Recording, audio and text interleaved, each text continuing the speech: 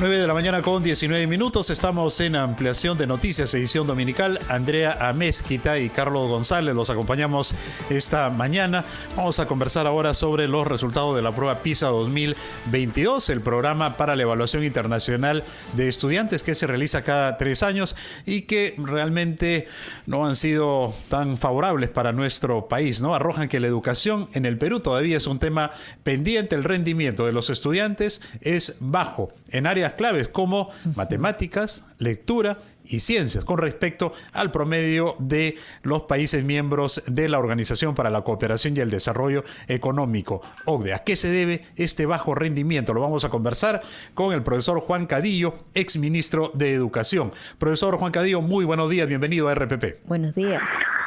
Muy buenos días, Andrea, muy buenos días, Carlos. En efecto, ¿no? Los resultados siempre de estas pruebas no son tan halagadores. Los años anteriores teníamos pequeño ascenso que alentaba un poco que el trabajo tenía sus frutos, pero a raíz de la pandemia pues hemos tenido un fuerte retroceso, ¿no?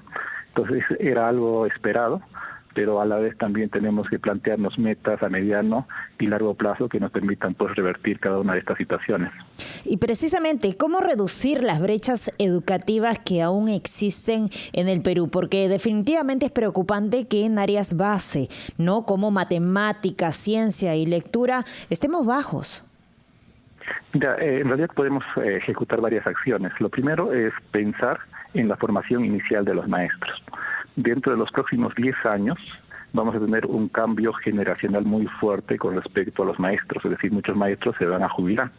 Entonces nosotros tenemos que pensar en cómo formamos justamente a esos nuevos profesores. Y ahí tenemos un fuerte retraso y varios inconvenientes que hemos visto. En primer lugar, la formación pedagógica de los profesores es totalmente deficiente. En los pedagógicos, los profesores incluso dejan de enseñar en el pedagógico para irse a la educación básica, porque los sueldos hasta ahora pues siguen retrasados. Es decir, un profesor que ingresa a la carrera pública magisterial pues gana mucho más que un profesor de pedagógico. Es decir, un formador de formadores gana mucho menos. Entonces, por lo tanto, no tenemos pues una acción sostenida de formación. Lo segundo es hay que darle infraestructura adecuada a esta formación, un currículum adecuado también en la formación. Es decir, cuando revisamos los niveles de trabajo que se dan en los pedagógicos, varios de los pedagógicos no están licenciados. Lo segundo es si apostamos a las facultades de educación en las universidades también tiene que haber un sentido mucho más práctico.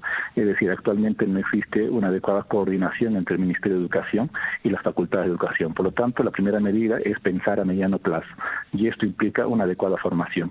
Lo segundo que vemos es que actualmente tenemos buena cantidad de profesores que han sido nombrados, es decir, ingresan a la carrera pública y hay un programa que se denomina programa de acompañamiento. Pero si vemos, este programa de acompañamiento llega muy tarde, porque ya varios de los profesores han tenido trabajo pues 4, 5, incluso hay profesores que han tenido 10 o incluso más años de servicio. Entonces, la acción llega muy tarde. Lo que tenemos que hacer es que cuando un profesor es contratado, tenemos que acompañarlo. Y el acompañamiento tiene que ser pues adecuado, es decir, tiene que ver esa parte pedagógica. Otro elemento que es claro y que lo vemos en la parte de lo que es ciencias, es que la formación que se da inicial de los profesores no hace un buen dominio justamente de las áreas de ciencias y matemáticas. Y por lo tanto, para revertir esto, tenemos que ver cómo nosotros captamos a personas que han sido formadas en matemática y en otras ciencias para que ingresen a la carrera pública. Entonces, esto no se da, porque si tú quieres enseñar dentro de una escuela, tienes que tener una formación de 5 años. Es decir, tenemos que pensar en cómo ajustamos ese plan para captar justamente a estas personas que están formadas en ciencias y matemáticas. Luego, cuando revisamos, tenemos un gran sesgo con respecto a la formación entre mujeres y varones. Por lo general, a las mujeres no se les da la oportunidad de hacer exploración en las ciencias y en las matemáticas. Y tenemos que un gran grupo de profesores, es decir, más del 50% de profesores que enseñan son mujeres. Y por lo tanto, ahí también tenemos una grave debilidad en la formación de la competencia matemática y científica. Ahora, según el panorama que nos está describiendo profesor Cadillo, y que es un tanto lúgubre, realmente con serios problemas que tenemos en nuestro sector educativo, falta de formación profesional, sueldos, infraestructura, sentido práctico en las universidades. Esto implica de que en los próximos años no vamos a ver entonces una recuperación del nivel educativo en nuestro país. es ahora. Emprendedor. Con los préstamos con garantía hipotecaria de Rebaja tus Cuentas. Consigue el éxito en esta campaña navideña. Asegura tus ventas. Sí, en efecto, mira, lo que tenemos que pensar es justamente a mediano plazo, ¿no? O sea, son medidas que tenemos que implementar ya para al momento que se da este cambio generacional poder tener ese grupo de docentes. Lo otro que es también muy importante es cuando hacemos la comparación con respecto a los presupuestos. Si vemos a Chile en ese puesto 37 a nivel general, en realidad, a nivel 52, a nivel general, Chile invierte en los estudiantes que van en educación básica desde primer grado de educación primaria hasta quinto grado de educación secundaria, aproximadamente $60,000. En el caso peruano, según las mismas observaciones que hace la OCDE, en este informe nos dice que nosotros invertimos alrededor de 26,000, un poco llegando casi a $27,000. Y si hacemos comparación con el promedio de la OCDE, por este grupo de estudiantes en este tiempo de formación son más de $100,000. Entonces es obvio que tenemos que invertir más en educación y para ello pues necesitamos un acuerdo general que permita que los otros ministerios también puedan dar determinados presupuestos, ¿no? Yo me acuerdo que cuando estaba en el Ministerio de Educación y hablábamos un poco de incrementar los presupuestos para educación, entonces cada ministerio tiene sus partidas y sus propias políticas y por lo tanto pues necesitamos una forma general de ponernos de acuerdo en qué tenemos que hacer en educación, ¿no? No simplemente el Ministerio de Educación tiene que influir, sino que es una acción conjunta como sociedad. Ahora, exministro, justamente al respecto, ¿no? Para que se den una idea las personas que nos están escuchando y viendo, ¿cuánto es el porcentaje actual de presupuesto para la educación que se da, a través del gobierno? Pero ¿cuánto es lo que necesitamos realmente? Bueno, siempre hemos hablado de un 6% de inversión del presupuesto, bueno, del PIB, de lo que producimos a nivel de país, como ideal, ¿no? Pero actualmente estamos llegando al 4% más o menos de inversión, pero eso es cuando en lo que se presupuesta, pero en lo que realmente se gasta, pues es mucho menos, ¿no? Entonces ahí también nosotros necesitamos ser efectivos con respecto a la inversión. Gran parte del presupuesto se destina fundamentalmente a pago de los profesores y otro grupo se destina a la infraestructura escolar, pero como bien sabemos, la infraestructura escolar también hasta ahora pues es un elemento que no podemos avanzar, ¿no? Entonces tenemos que pensar fundamentalmente distinto, es decir, cómo revertimos rápidamente esa infraestructura.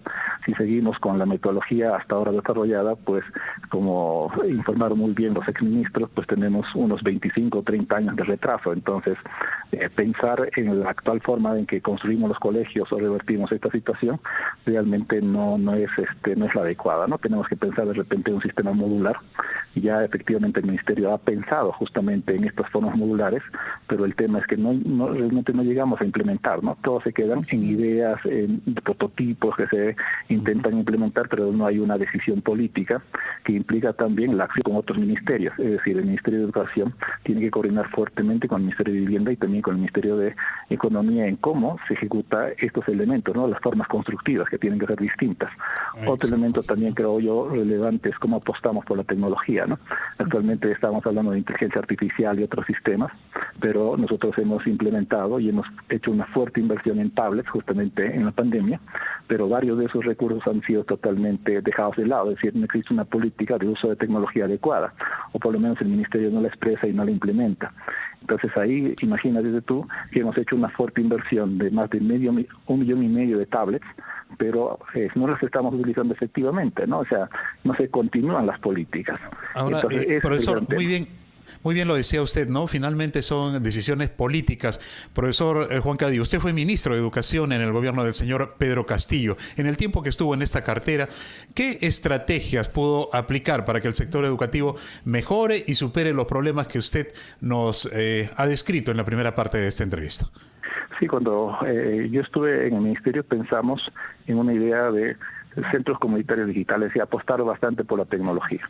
Entonces, eso implicaba la coordinación justamente con los otros ministerios. Es decir, como Ministerio de Educación, si trabajas solo, realmente no logras un impulso adecuado de la educación. Entonces, en primer lugar, estábamos en plena pandemia y era regresar a los colegios. Entonces empezamos y planteamos el elemento de hacer una educación híbrida, es decir, presencial y virtual. Entonces, esto lo lanzamos justamente y empezamos a tener cada vez más escuelas que volvían a la presencialidad.